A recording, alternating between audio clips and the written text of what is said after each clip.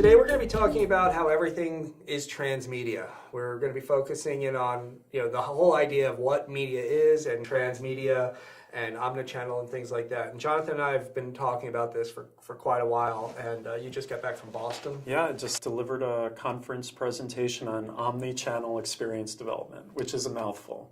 Now, what's the difference between omnichannel and maybe multi-channel? Yeah, multi-channel means. Okay, so multi-channel means you're providing your content across multiple devices, touch points, phones, tablets, but the experiences are mirrored. They're the same.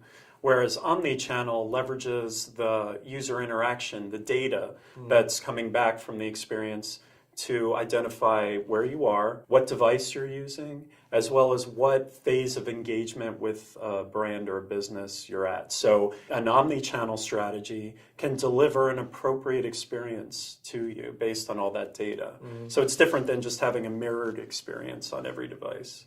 So like Pottermore would be an example of that, or I mean, is that a loop, or is that more of just a kind of a one-way? I think Pottermore is more of a transmedia experience, or it's extending a narrative. So I think it's J.K. Rowling's attempt at expanding the Potter universe and leveraging media other than just books or movies to tell the story. Why do we call it transmedia instead of just a franchise? I mean, it's the Harry Potter franchise, there's the Star Wars franchises. Right. What do we need a new term for for this? I just think it's to expose consumers to the idea that they can use their phones and their tablets to access that content. I think if you just called it a franchise, I'm not sure if consumers would be aware of the fact that they have all these new devices and now they can use them to get that deeper engagement with the franchise. So I'll be a little cranky, cynical, because my job is strategy. Can you charge more for this? I mean, why would I do this as a content provider? We build complex user experiences across a lot of different platforms, but sometimes I have to go to the customer and say, okay, well, we can build you a web experience, right, but now we have to bring in all these other devices and all these stuff, and it's going to cost you twice that. So what's the in for the publisher or the author? I think it's to engender greater affinity from consumers, because there's going to be a more valuable experience, more relevant experience if you as a business understand where I am physically and are delivering an appropriate experience. It's less friction for me, so I have a greater affinity for you as a business.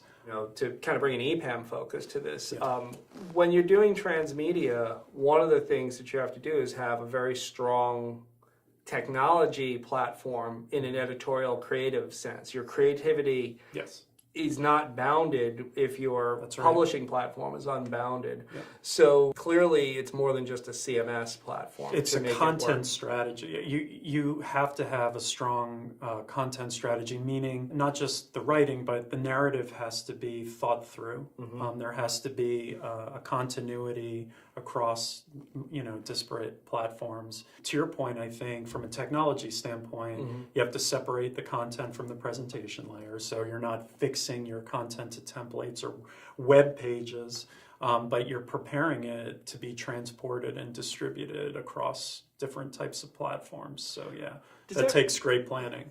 Are the tools of the trade now affecting the creative process in transmedia? Yeah, I think the new skill set that you need is a real empathy for the end user, and an understanding of the types of use cases that would lead a person to do a Google search, for instance, or to check their phone and do a mobile search. You really have to understand what context of use is appropriate for each tactic that you deploy.